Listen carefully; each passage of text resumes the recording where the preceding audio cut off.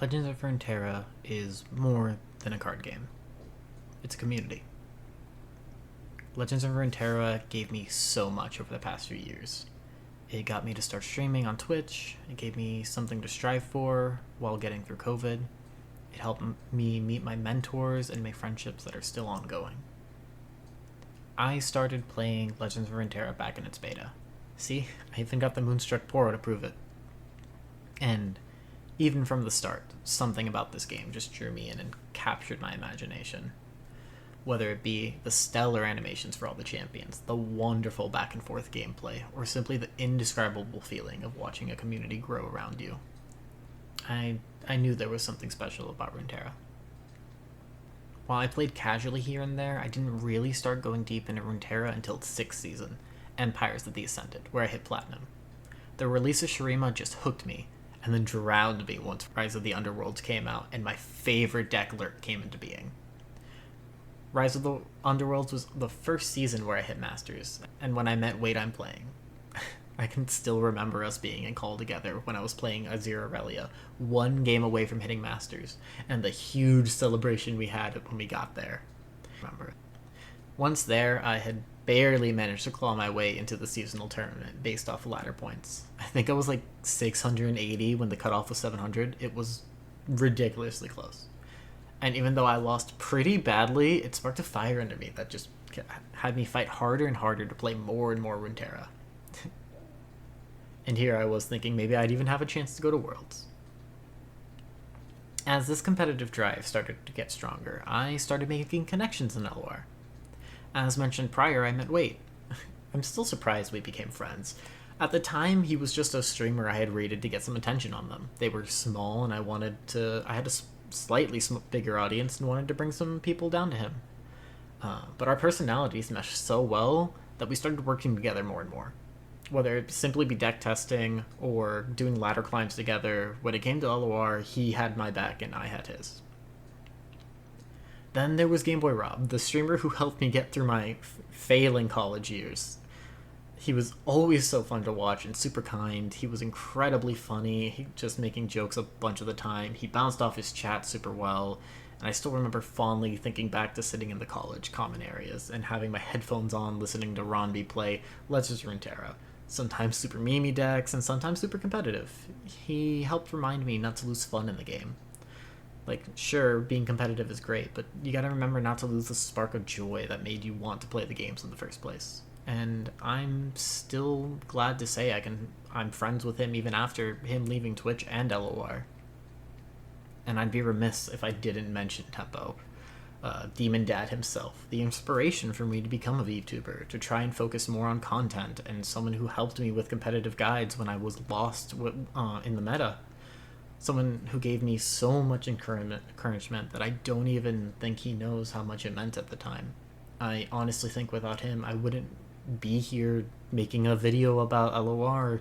I don't even think I'd be streaming, honestly. And there's so many others too. There's Rolly, Sarah, Usopp, who've all been so kind and big inspirations. There's also people who you looked up to see if you could become as good as them, or like Majin Bay, Sir Termin, Aikado. There's funny people to watch like Snooey and Grappler, who just made every single deck, whether it be good or bad, such a joy to watch. And all these people helped make Legends of Runeterra so much more than a card game. It felt like a family. It didn't matter what corner of Runeterra you were in, whether you were in the competitive corner or the for fun corner. It never felt like you weren't welcome. You always had like that one spot where you could be like, yes, I belong here. And I miss it. When competitive Legends of Runeterra died, a lot of it went away. There were some people who stuck by it. Tempo, Sarah, Rolly, playing some of the ladder climb, some exploring Path of Champions, but it just wasn't the same. This entire group that had come together to make Runeterra so much more than just a simple card game just broke apart. We lost a lot of our big players. We lost Nick, we lost Majin, and recently in a video that came out just a few days ago, we officially lost Sir Termin, and It was rough. It still is rough. There's not much that we can do. We are just here trying to make the best of it, but there are groups out there like Aegis who's supporting a Legend of Runeterra through this rough time, and so many content creators that aren't letting it go. There's Snooey, who's still making content, and he's doing his best to make sure that even if Legends of Runeterra doesn't have that competitive scene anymore, that the game's not dead. And I just wanted to, I don't know, I guess express how much this game means to me.